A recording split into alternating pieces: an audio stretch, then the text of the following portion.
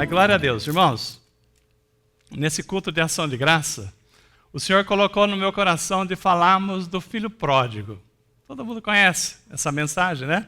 Do filho pródigo, já pregamos aqui, vocês já ouviram tantas vezes. Eu quero que você abra a Bíblia, e quem trouxe a Bíblia possa acessá-la, em Lucas 15, 18. Lucas 15, 18. Se tiver como projetar aqui, muitas pessoas não trouxeram a Bíblia porque o jet festa e tal, mas tem que trazer a espada, irmão. Lucas 15, 18. Eu vou ver só um trecho da parábola do filho pródigo que diz assim, né? Ele fala assim: levantar-me-ei e hei ter com meu pai, né? Não é essa versão, né, que eu estou na versão Almeida, revista atualizada, essa aqui é a NVI, mas assim, a mensagem de hoje é: levantar-me-ei e irei ter com meu pai. Irmãos, nós vamos falar um pouquinho aqui da família, né, do filho pródigo. E quando a gente fala do filho pródigo, antes de eu conhecer a palavra, eu confundia filho pródigo com filho prodígio. Não pode um negócio desse? Né? E achava que, quando eu aprendi a mensagem do filho pródigo, eu falei, mas caramba, né? Não bate com o filho prodígio. Para mim, o filho pródigo era tão excepcional, né? Agora esse filho aprontou toda essa situação, né? Mas não tem nada a ver, é o contrário, bem diferente, né? Quando a gente fala do filho prodígio, nós lembramos, esses dias apareceu uma reportagem, né? Acho que foi na Record, de um menino de 9 anos, esse é um filho prodígio. 9 anos, lá na Holanda, acho que o nome dele é Laurentijn Simons, e esse menino com 9 anos, ele já estava formando na Universidade de Engenharia Elétrica. Pode? 9 anos de idade, o menino está se formando em engenharia, né? E ele não tem condições de ter numa sala de aula porque não tem para ninguém, né? Tem que ser aulas particulares. E aí, esse é o menino prodígio. Jesus foi um filho prodígio, porque aos seus 9 anos também, 10 anos, crianças, ele estava lá ensinando os mestres lá no templo, né, lá em Jerusalém. Mas o que nós vamos ver aqui, né, o capítulo 15 de Lucas, Jesus separa para falar 3 parábolas. Jesus ensinava muito por parábolas, né? Jesus fala de 3 parábolas que trata de situações em que foi perdido alguma coisa. Nós temos aí, né, a primeira, eu quero falar primeiro da dracmas perdidas. Né? Vocês se lembram, né? A gente colocou aqui uma pregação, né, da dracma que foi perdida. Onde foi perdida essa dracma? Coloca bem baixo. Foi perdida no lar. Não lembra? A mulher estava varrendo a casa porque essa dracma ela foi perdida no lar. E a palavra diz lá nas dracmas perdidas que eram 10 moedas, uma dracma era uma moeda, e aquela mulher perdeu aquela dracma, mas ela não se descansou enquanto ela não achou. Então, Jesus fala da dracma perdida. Qual a mulher que, perdendo uma dracma, ela não pôs-se a varrer a sua casa, a se esforçar, achar, porque é algo de valor. Então, nós estamos falando aqui de uma das perdas, né, uma das parábolas que Jesus fala, da dracma perdida, né, que está lá no capítulo de Lucas 15. Então, é muito importante a gente perceber o seguinte, que Jesus fala da dracma perdida, fala da ovelha perdida e do filho pródigo. E quando ele fala 3 vezes a mesma coisa, é porque o assunto é muito importante. Já lembra que eu preguei isso aqui? Toda vez que Jesus fala 3 vezes, a palavra fala 3 vezes. Na época, não existia a palavra assim, o superlativo, né? Não existia a conjugação do verbo, o Santíssimo. Falava que Deus é santo, santo, santo. Então, eu posso dizer que Jesus ele veio para buscar os perdidos, né? Quantas pessoas perdidas nesse mundo? E Jesus, né, ele veio para achar os perdidos. Então, a dracma perdida é um dos exemplos que Jesus deu. Mas aí nós estamos vendo que, logo em seguida, nós vemos a palavra que fala da ovelha perdida, né? A ovelha perdida, nós vemos aqui o pastor. Qual é o pastor que, tendo 100 ovelhas, né? Ele não deixa as 99 no aprisco para ir atrás de uma que se perdeu. Então, esse é o nosso Deus. Jesus, ele tem um cuidado tão grande, que a palavra diz que ele deixa as 99, né, para buscar aquela que se perdeu. E nós vamos falar depois, logo mais, do filho pródigo. Mas assim, irmãos, pensa vocês, 3 situações de perdidos. Você pode ver que às vezes tem lugar que tem assim, achados e perdidos, não tem? Você já viu? As pessoas perdem muita coisa, né? Achados e perdidos. Mas aqui na igreja, para Jesus, é perdidos e achados. Porque nós somos, muitas pessoas aqui estavam perdidas e foram encontradas. Então Jesus, ele tem buscado aqueles que estão perdidos. Então a palavra de Deus vem uma preocupação muito grande para aqueles que não têm uma direção. E Jesus, quando ele entrou na minha vida, na minha casa, na minha família, ele deu uma direção, né? Como é gostoso a gente se achar e falar assim, agora estamos no caminho certo, né? Agora nós estamos seguindo um Deus que nos mostra uma esperança, um caminho, o fortalecimento da nossa casa, da nossa família. Mas, irmãos, eu quero trazer a palavra aqui para o filho pródigo, né? Então, nós temos aqui a situação da dracma perdida, né, que os irmãos que já conhecem a palavra, vê lá, que o Senhor diz que aquela mulher vai varrer a casa inteira, ela vai procurar diligentemente até encontrar. Depois fala da ovelha, que nós acabamos de falar, mas assim, o filho pródigo. Vamos lembrar um pouquinho aqui do filho pródigo, né? O filho pródigo, vocês lembram que ele era uma pessoa, família muito rica, ele tinha tudo na casa dele. Ele era feliz? Não era feliz. Ele tinha tudo, mas não era feliz. E aí, enquanto que a dracma perdida, você pode dizer que aquela pessoa que perdeu aquela dracma lá, foi assim uma situação, um descuido, né? Às vezes a pessoa por descuido acaba perdendo. Às vezes nós descuidamos da nossa espiritualidade e nós perdemos dentro de casa, que eu estou falando dentro de casa, dentro da casa do Pai, né? Nós nos perdemos descuidando da nossa espiritualidade.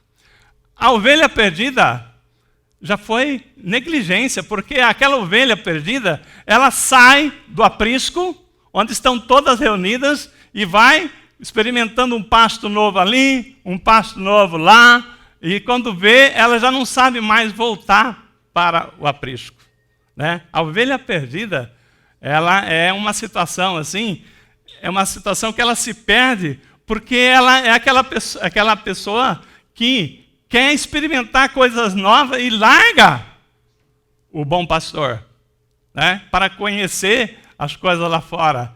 Mas ela não fez isso porque ela estava disposta a fazer aquilo. Ela foi experimentando um pastinho novo aqui, um pastinho novo acolá. Quando viu, né, ela se encantou com a grama verde lá do mundo, né? Quando viu, ela não conseguia mais voltar para o aprisco.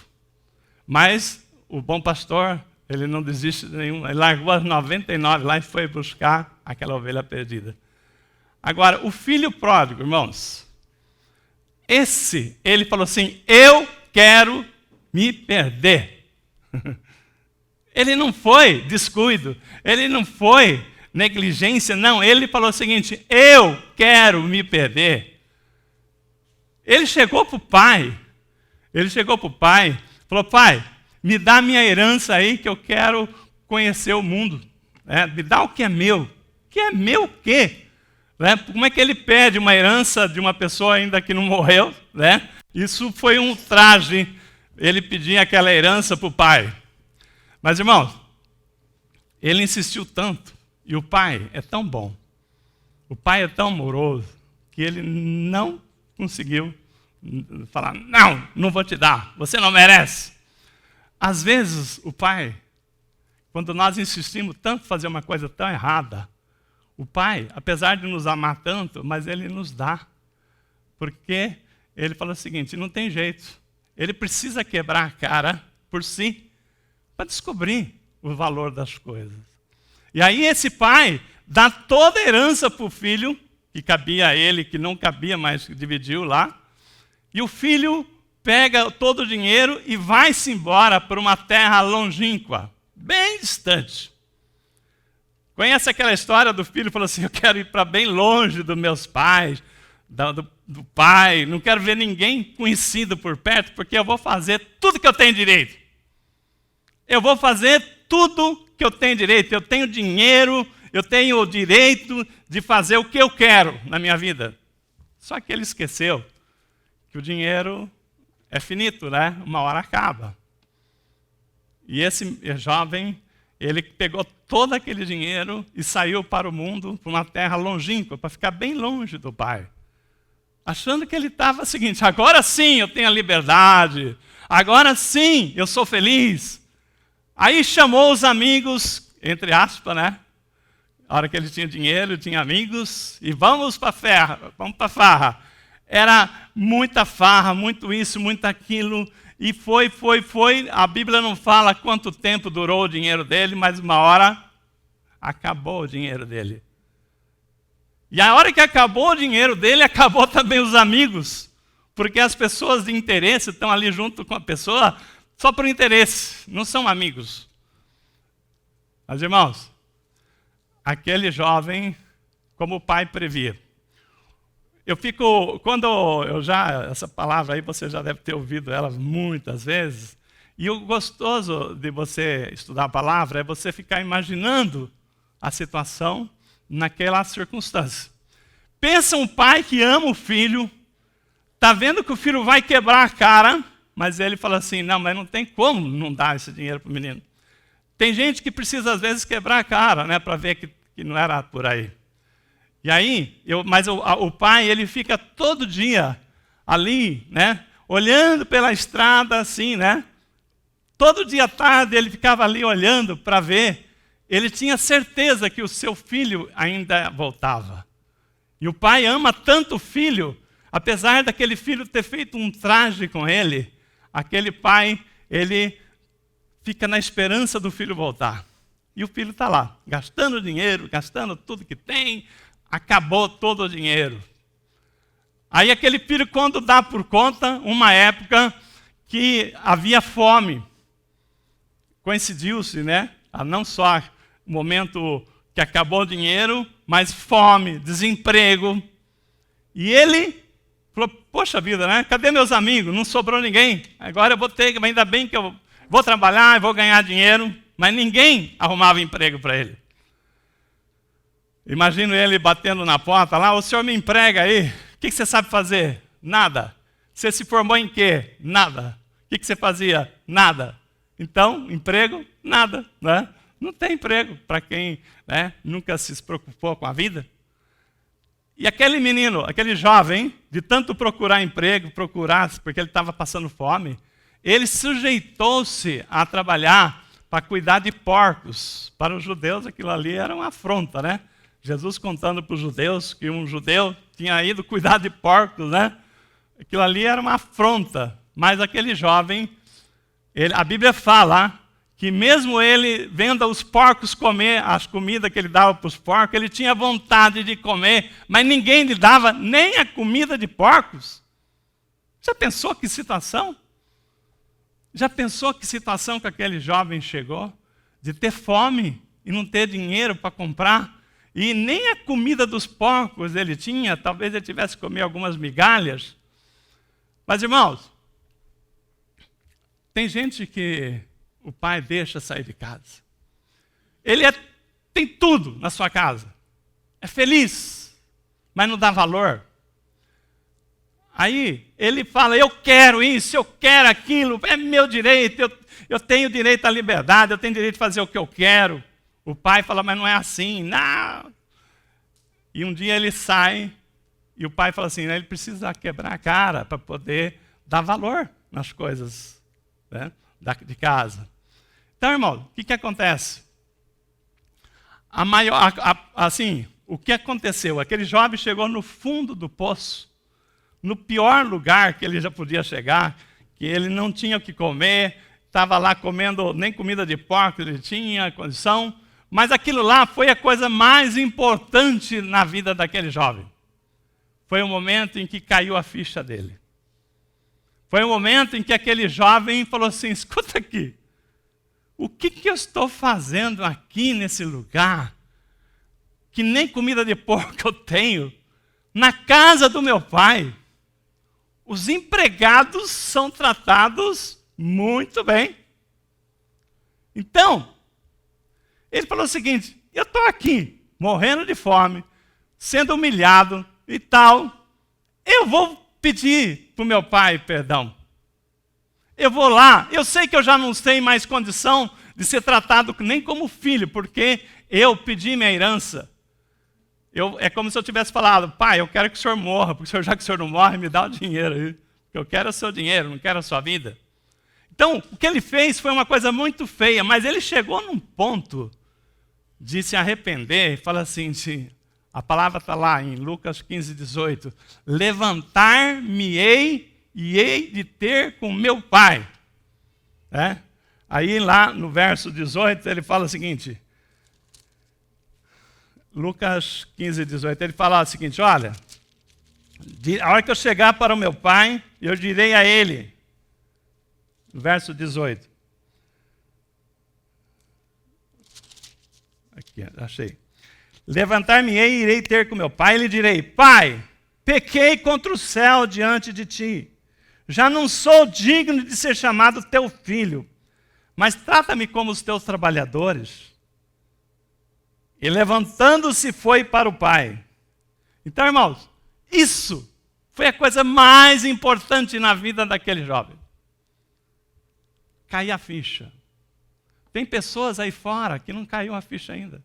Estão se afundando, e não percebeu o quanto o pai ama. Às vezes ele fala assim, eu pisei na bola com Deus, quem sou eu para ir na casa de Deus? Né? Ele vai me fuzilar com um raio, né? Mas ele não sabe que o pai, desde o dia que ele virou as costas, saiu de casa, o pai estava lá olhando para a estrada, se aquele filho voltasse. E aquele filho, até um dia que acabou tudo, não tinha mais para onde correr, ele falou assim, eu já sei aonde é o meu lugar, é na casa do meu pai. E ele se levanta e falou assim, eu vou chegar lá, eu vou falar, pai, pequei contra ti, fiz bobagem, fiz o que eu não devia, me afastei daqui, aqui era o meu lugar, mas agora, já que eu perdi, não tenho a condição de ser chamado de filho mais, mas como empregado, pelo amor de Deus, como empregado, me tenha de volta. E nisto, quando ele chega lá, quando ele chega na casa, quando ele está indo de volta para casa, né? Eu imagino o pai olhando lá no horizonte, né? E vê aquele vulto, fala assim, é meu filho, né? Será que é, não é? Acho que é. E o pai se levanta ali, né? E a hora que ele tem certeza que é o filho, a palavra diz que ele sai correndo ao seu encontro. E chegando lá, ele abraça e beija o seu filho. Irmãos, a hora que o filho fala assim, pai, pequei contra ti, né? O pai nem deixa ele acabar de falar.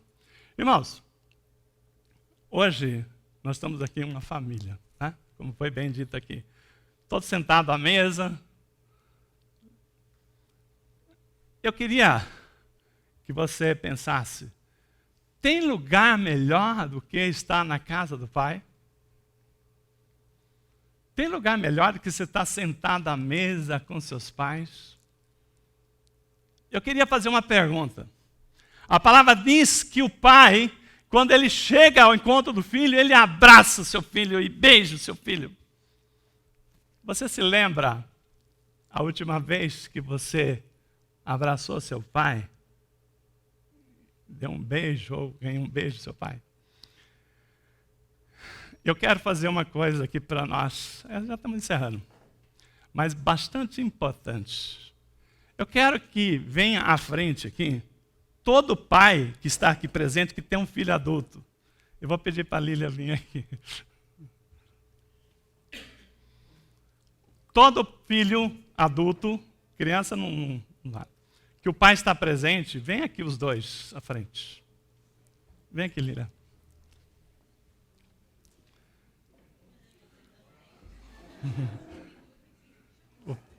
Quem quer pode ser a filha também, não é só filho não, tá? Pai e filha. Pai e filho. Irmãos, eu vou falar para vocês uma coisa. Eu sempre falo, né, da minha família, que nós somos em muitos irmãos, né? E não sei se é porque eu sempre tive... Meu pai tinha muitos filhos. Não solta ainda não, tá? Eu não sei se era isto, mas eu não me lembro um dia sequer que eu tivesse tido a oportunidade de ter um abraço do meu pai, né? Eu tinha acho que uns 18 anos, eu morava lá ainda, antes era solteiro, e teve um encontro lá na igreja, né, de um retiro, e aquele encontro ficou marcado na minha vida, né, porque os pais tinham que ir lá naquele dia. E o filho tinha que entregar uma rosa para o seu pai. Tá? E naquele dia, você tinha que ficar assim, de costa, e aí era surpresa, você não sabia quem era que estava lá, né? Aí os pais estavam lá, aqueles que puderam estar. E o meu pai, né, ele era bem magrinho, né? E eu lembro como até hoje, quando eu fui dar um abraço, eu sentia, o abraço que eu dei nele assim, eu sinto até hoje, assim, eu senti nos ossos dele, mas assim, o corpo dele, magrinho, sentindo assim. Mas assim, não teve coisa mais marcante. Eu não sei quanto tempo faz que vocês, pai, não se abraçam. Mas aqui, eu convido aqui os pais que estão aqui e os filhos a fazer isso. Dar um abraço e dar um beijo no seu filho. Eu quero dar um abraço na minha filha. Dar um beijo. Não tem coisa melhor do que a gente falar para o nosso filho, eu te amo. A minha casa é o teu lugar. É onde você vai encontrar sempre o nosso amor. Em nome de Jesus. Nós falamos aqui de 3 situações de filhos, né? Do filho, da moeda. Mas às vezes, irmãos, né? Às vezes nós estamos assim, o que o pai está falando para nós, né? Que às vezes nós não temos noção do amor dele por nós. A palavra aqui, para nós encerrarmos, ele diz que aquele filho que queria ser recebido como empregado, o pai falou assim, não, vem aqui. Pediu para os seus servos pegar a melhor roupa que tinha para vestir ele. Pediu um anel da autoridade e colocou no dedo do seu filho, você não vai ser empregado, não, você vai ocupar o seu lugar de filho. Filho senta à mesa com o pai. Filho tem o melhor com o pai. E Deus está falando para você nessa noite. Você que veio aqui em cima, você que ficou sentado aí, né? Ele é o pai que quer nos abraçar todo dia. Ele é o pai que quer nos pegar no colo quando você está ali triste, né? Às vezes sem saída, para onde eu vou, né?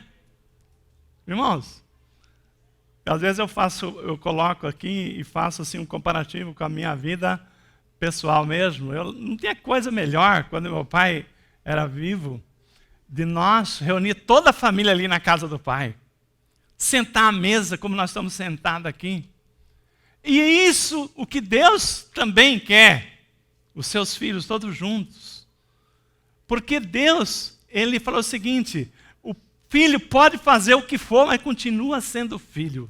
E a hora que nós tomamos esse conhecimento, tomando essa noção do amor de Deus, que Ele nos restitui as nossas vestes, que significa dignidade, nos coloca no lugar que Ele sempre, você nunca vai deixar de ser filho.